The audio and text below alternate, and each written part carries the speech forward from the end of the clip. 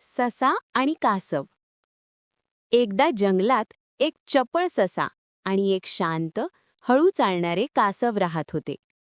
ससा नेहमी कासवाची थट्टा करायचा. एक दिवस ससा म्हणाला, "अरे कासवा, तू इतका हळू चालतोस, माझ्याशी शर्यत लावशील का?"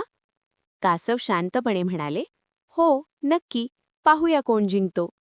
शर्यत सुरू झाली. ससा जोरात धावू लागला आणि थोड्याच वेळात खूप पुढे गेला. त्याला वाटले, कासव तर खूप मागे आहे, थोडी झोप घेतली तरी चालेल. म्हणून ससा झाडाखाली झोपून गेला. पण कासव मात्र हळूहळू पण सातत्याने चालत राहिले. तो थांबला नाही, थकला नाही.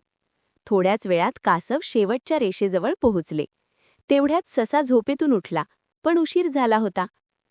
कासव शर्यत जिंकले. याचा बोध असा की हळूहळू पण सातत्याने केलेले प्रयत्न यश देतात. अहंकार आणि आळस अपयशाकडे नेतात.